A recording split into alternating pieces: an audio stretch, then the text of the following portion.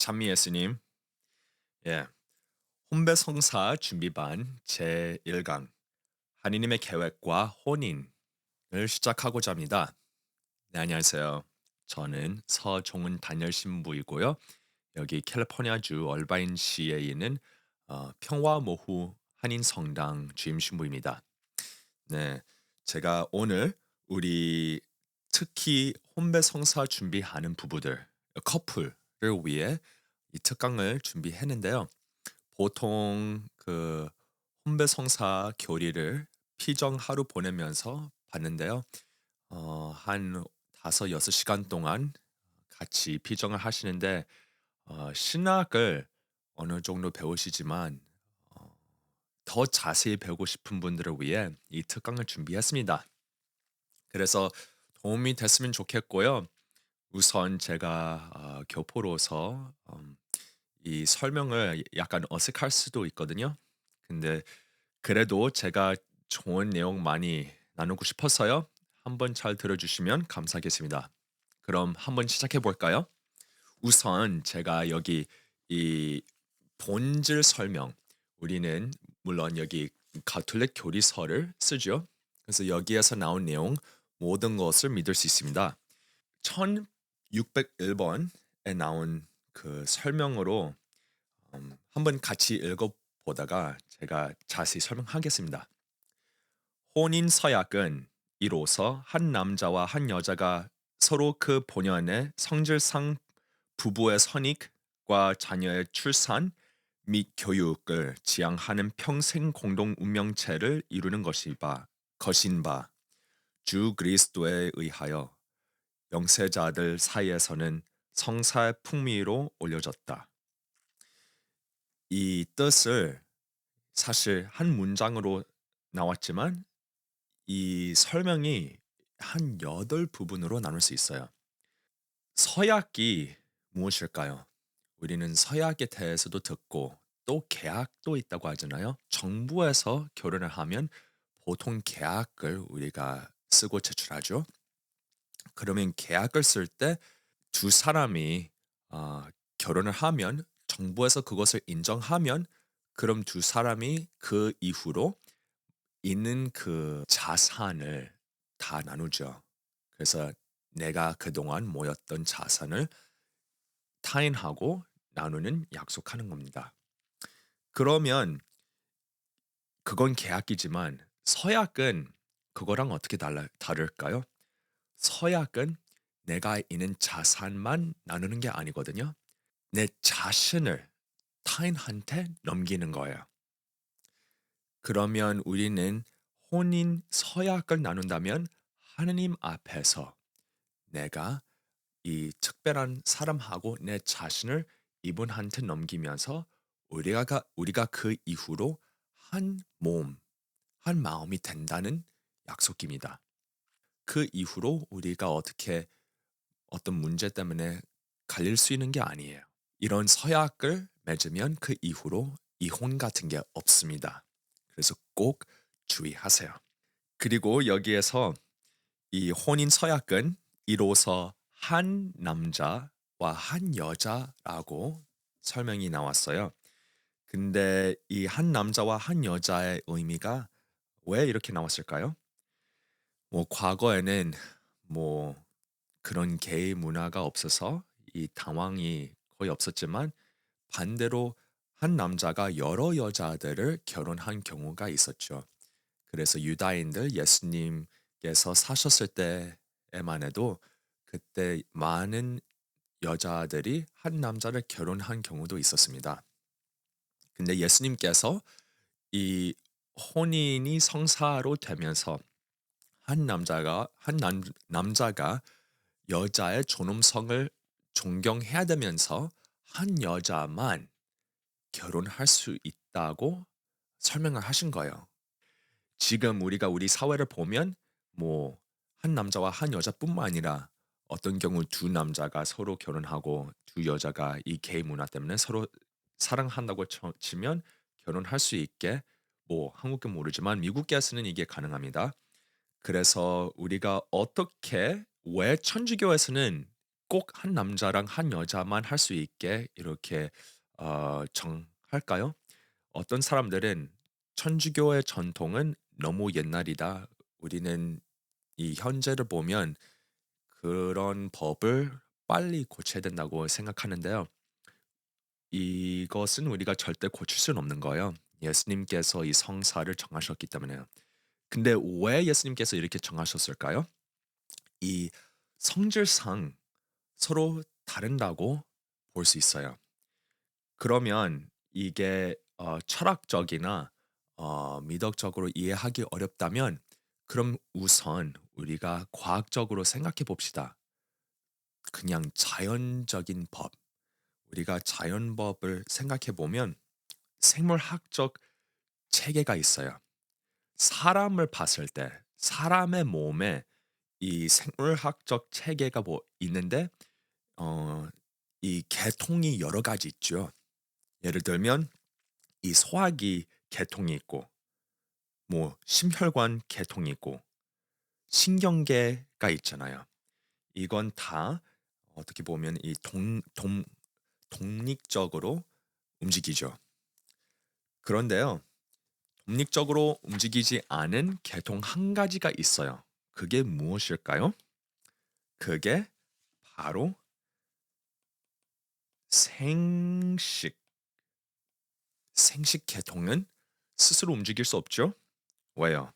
남자는 여기 씨앗을 나누고 여자는 그 알, 알을 나누죠.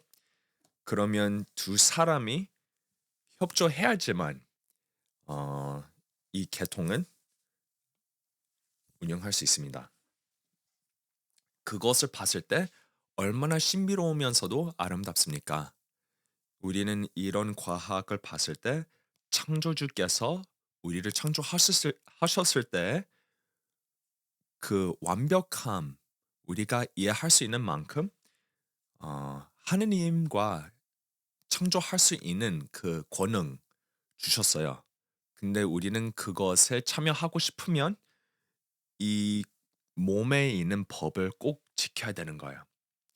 그러면 남자가 여자랑 그런 관계를 맺어야 아기를 낳을 수 있는 거죠. 혼인 성사에 이 우선수가 있다고 볼 수 있습니다. 그럼 여기에 그래서 부부의 선의가 먼저이고 서로 사랑하니까요. 그렇죠? 그러면 여기 먼저 서로 사랑하니까 여기 하트가 나와요. 그러고 나서 자녀의 출산. 그래서 그 사랑에서 나오는 열매. 두 사람처럼 생긴 이 아름다운 자녀가 생기죠. 그리고 이 아기가 잘 자랄 수 있도록 어떻게 해야 됩니까? 하나님의 뜻을 잘 따를 수 있게 우리가 잘 교육해야 되는 거예요. 자녀의 교육. 그럼 자녀 교육가 마지막이죠. 근데 요새 특히 한국에 또 되게 어렵고 경제적으로 어려워서도 그렇지만 근데 자녀의 교육시키는 게 어떻게 보면 제일 중요하다고 많은 분들이 생각합니다. 왜냐하면 자녀들 교육 제대로 시키지 않으면 그럼 자녀들이 나중에 다 크고 나서 너무 힘들어할 수 있죠. 좋은 대학교에서 졸업하지 않으면 뭐 스카이에서 나오지 않으면 그러면 한국에서는 너무 어렵다고 봅니다.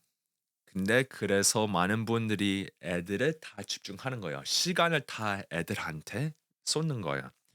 그러면서 부부가 사이 시간 잘 안 보내고 그냥 애들에 대해서만 서로 소통하는 거예요. 그러니까 이렇게 봤을 때 사실 자녀 교육과 1번으로 나오고 자녀 출산 뭐 애들 계속 낳으면 2번으로 나오지만 부부의 선익이 어떤 경우 잘못하면 3번으로 내려가요. 이게 너무 위험해요. 왜냐면 순서를 이렇게 정하잖아요. 그럼 나중에 생각해 보세요. 부부가 서로 사랑한 것을 잊어버리니까 자녀가 다 크고 나서 뭐 대학교 졸업하고 뭐 시집갈 때 그때 서로 사랑이 안 하니까 떨어져 살 유혹이 생기죠. 어떻게 보면 많은 부부들이 그렇게 요새 살고 있어요. 근데 그게 우리 나중에 제가 더 자세히 말씀드린대요.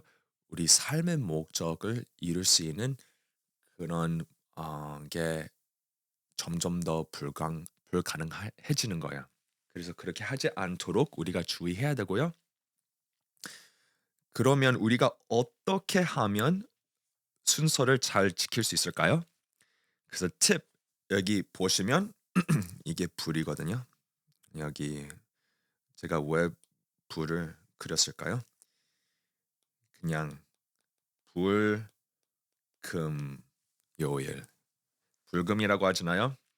서로 불금을 보낼 때 어떻게 합니까? 뭐 어디 나가서 재밌는 것을 하죠. 보통 그것을 데이트이라고 표현하죠. 그럼 커플들이 데이팅을 계속 해야 됩니다. 결혼하고 나서 난 이제 이 사람을 이겼으니까 관계 맺었으니까 이제 난 다 끝났다. 더 이상 뭐 노력 안 해도 된다. 엄청 슬프고 잘못된 생각입니다. 여러분 한 번만 사랑하면 안 돼요. 매일 서로 사랑해야죠. 근데 데이트를 적어도 매주 한 번씩 하잖아요. 그러면 이 의사소통이 자녀들을 위해서만 하는 게 아니고 그 시간에는 특별하게 서로에 대해서 계속 알아가게 되니까 타인의 신비를 내가 더 계속 배울 수 있는 거예요. 누구나 오래 같이 살더라도 어, 타인을 완벽하게 알 수 없어요. 신앙적으로도 누구나 다 어느 정도 신비롭습니다. 그런 신비한 부분이 있어요. 영세자들 사이에서 가능하다고 나왔어요. 주 그리스도에 의하여 영세자들 사이에서는 성사의 풍미로 올려졌다. 영은 이 받다 뜻이고 세는 세례 그리고 자는 물론 사람이죠. 그럼 세례 받은 사람. 그래서 세례 받은 사람들 사이에서만 이게 가능한다는 뜻이 무엇일까요? 물론 이게 성사니까 세례는 성사 세례를 받아야지만 다른 성사들을 받을 수 있죠. 근데 이 그러면 그 차이점이 무엇일까요? 세례 받은 사람하고 세례 안 받은 사람. 세례 받기 전에는 누구나 하느님처럼 생겼고 생각합니다. We're made in God's image and likeness, so we share in His image and His thought. 근데 세례하고 나서는요, 우리는 그냥 하느님처럼 생겼고 생각하는 뿐만 아니라 그 이후로 우리는 하느님의 자녀가 되는 거죠. 자녀. 와우. 이게 엄청 중요한, 엄청 큰 일이에요. 이게 무슨 의미가 있을까요? 여기 이 그림에 보면 이 작은 학생이 있고 어른이 있죠. 그래서 세를 받기 전에는요. 여기 옆에 있는 이 큰 아저씨가 되는 거예요. 아저씨. 근데 세례 받고 나서는 아저씨가 아니고 아버지, 아버지가 되는 거예요. 아니면 더 음, 그냥 아빠, 아빠라고 불러요. 아빠라고 부를 수 있는 게 어디예요? 하느님을 아빠라고 부르는 게 어디예요? 그쵸? 그리고 아빠라고 부르면 그러면 우리는 어떤 혜택이 있을까요?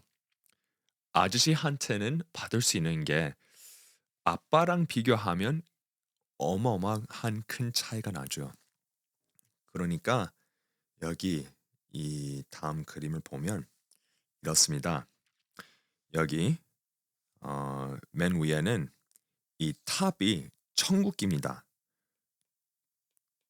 천국. 와우, 아름답죠. 근데 거기 가려면 죽고 나서 우리가 선한 길을 계속 가야 돼요. 근데 그게 우리 개인 선택이 아니죠. 예수님께서 심판 날에 어떻게 결정을 하는지 따라 우리가 갈 수도 있고 못 갈 수도 있어요. 그러면 우리는 살면서 아주 정확한 목적이 있습니다. 이 세상에 태어난 다음 우리가 물론 세례를 받죠. 그럼 유아 세례 받는 게 최고이지만 어떤 사람들은 나중에 하나님을 알게 되니까. 근데 분명한 것은 세례를 우리가 받아야 우리는 그 이후로 정확한 목적을, 삶의 목적을 받는 거예요. 삶의 목적. 그리고 이 목적이 무엇일까요? 아빠한테 간다. 아빠한테 가는 게 우리 목적이죠. 근데 아빠는 천국에 계시니까 하느님 우리 아버지한테 간다면 우리는 천국에 꼭 가야 되는 거야. 그러면 천국이 내 고향이라고 볼 수 있어요. 이 영적인 고향. 그리고 제가 거기에 꼭 가야 아버지 뵐 수 있고 아버지께서 저한테 주신 그 존엄성 거기에서 완전히 얻을 수 있습니다. 여기 세계에 살면서 물론 그런 존엄성을 받았지만 많은 사람들이 그것을 잘 이해할 수도 할 수 없어요. 왜냐하면 여기서는 많은 사람들이 그 존엄성을 존중하지 않기 때문입니다. 그러면 내가 이 천국으로 가는 목적이 생겼으면 이것을 내 첫 성소라고 표현해요. 첫 성소. 엄청 중요합니다. 아버지한테 간다. 오케이. 그리고 그렇다면 어떻게 제가 아버지한테 갈까요? 그러면 그 이후로 제가 갈 수 있는 길이 어마어마해요. 그쵸? 내가 어떻게 사는지를 따라 매 순간 어떤 결정을 하는지를 따라 내 운명이 계속 변하죠.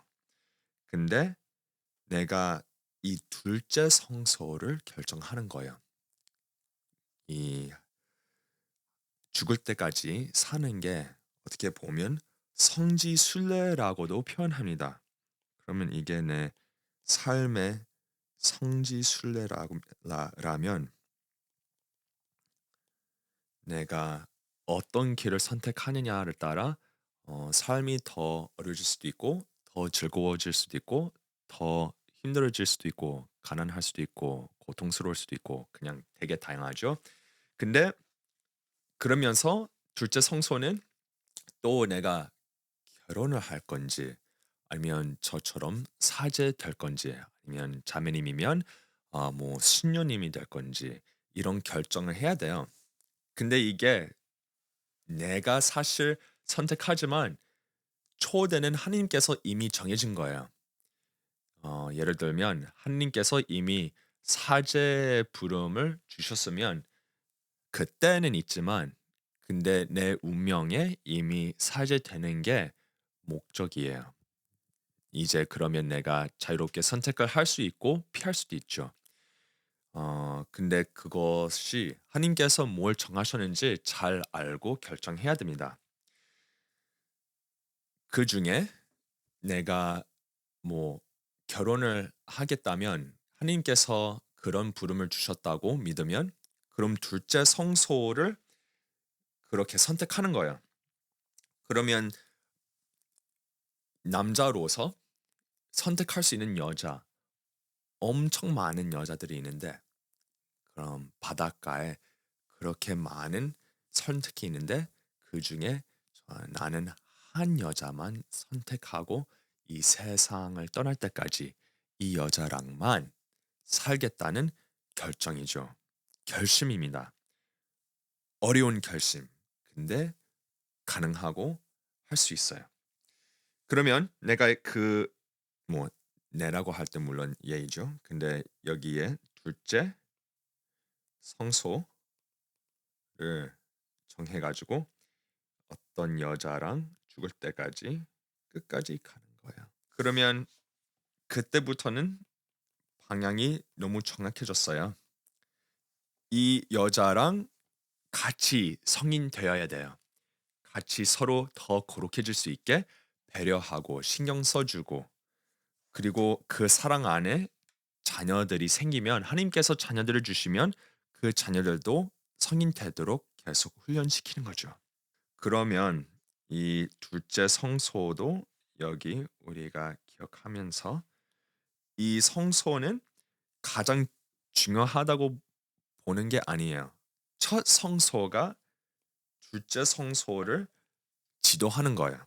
왜냐하면 내가 천국에 가려면 어떤 둘째 성소를 선택하든 상관없이 먼저 거룩해야죠. 거룩해야 내가 천국에 갈 수 있으니까요. 그래서 둘째 성소를 어떻게 선택하든 사제인데 거룩하지 않은 사제가 될 수 있고, 되게 거룩한 신랑이 될 수 있고, 뭐 남편이 될 수 있는데, 반대로 그냥 그러니 사는 음 뭐 신부가 될 수 있고, 아니면 되게 거룩한 수녀님이 될 수도 있죠. 그래서 이 둘째 성소도 내 개인 삶에 중요할 수 있지만, 더 중요한 것은 그 성소를 어떻게 사는지 거룩하게 살아야 됩니다. 다음 특강에는 제가 어떻게 우리가 거룩하게 살 수 있는지 일단은 그 큰 그림을 알려드리겠습니다. 이렇게 그러면 마지막으로 예수님께서 이 혼인 성사를 성사로 올리셨기 때문에, 다시 미리 처음에 말씀드린 것처럼 이게 음 성사의 존엄성을 받은 거예요. 이게 원래 그냥 자연 관계였는데요. 근데 그러니까 여러 사람하고 이 관계를 맺는 게 아니라 한 사람이 한 사람을 선택하는 겁니다. 한 남자가 한 여자 선택하는 거고, 그리고 또 이게 이 세상을 떠날 때까지 서로 사랑하는 거예요. 그래서 이게 서로 선택하는 성사이고요. 주변에서 누가 무슨 프레셔를 주거나 이 조건을 나눈다면, 그러면 내가 자유롭게 이 홍배를 성사 안 한 경우 사실 이게 어 invalid, 그러니까 불가능 성사가 되는 거예요.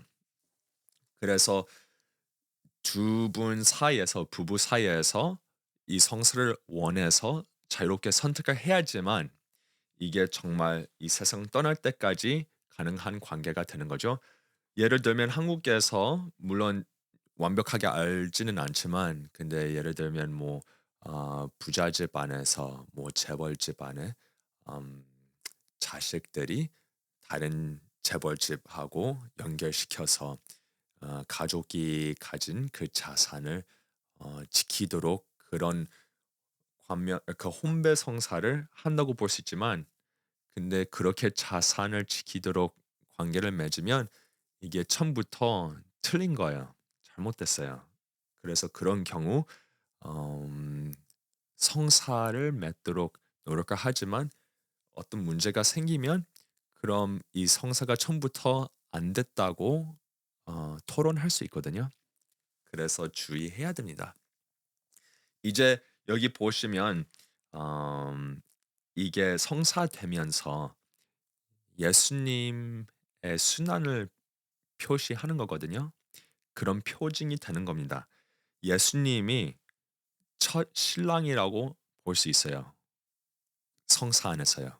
그러면 신랑이 신부를 위해 자신을 바친다고 칠 수 있죠. 그럼 신부가 누구입니까? 신랑이 온 민족들, 그러니까 천주교 신자들을 위해 신랑이 된 거예요. 그래서 자기 자신을 바치시면서 이것을 우리가 어떻게 이해합니까? 예수님께서 자신을 바치셨을 때 십자가에 못 박혀서 돌아가셨죠. 그러면 우리는 미사를 바칠 때마다 우리는 이것을 항상 기억합니다. 여기 우리가 예수님의 피와 몸을 바칠 때 그때 그 순간마다 우리가 신랑이 신부를 위해 희생을 하셨다는 것을 기억하는 거죠. 그러면 신랑하고 신부 이 부부들이 이 희생을 온 삶으로 표징되는 거예요. 그러면 우리 공동체 안에서 이 부부들이 예수님과 예수님의 신부 이 교회를 표징하면서 형제님들이 자매님들을 위해 많은 것을 바쳐야 돼요. 거의 종처럼. 우리가 그렇게 잘 해야 자매님들도 안정감을 느끼고 그 배려를 통해 자매님들도 아, 자녀들 많이 신경 쓸 수 있고 이게 다 음, 어떻게 보면 성 요한 바오로 2세께서 이렇게 설명하셨어요. 가족이 domestic church 가장 안악한 성당이라고 설명하셨어요. 공동체. 그래서 여기 안에서 우리가 사회법 모든 것을 배우는 거예요. 어떻게 주변 사람들을 대해야 되는지, 어떻게 챙겨줘야 되는지, 어떤 그 너그러운 마음, 그 이타적인 마음을 이런 관계 안에서, 가족 안에서 배웁니다. 그러면 오늘은 이렇게 여기까지 마치고요. 여러분 신학에 대해 더 배우고 싶으면 물론 이 좋은 책들도 많습니다. 가톨릭 교회 교리서 1601번만 오늘 풀린 거예요.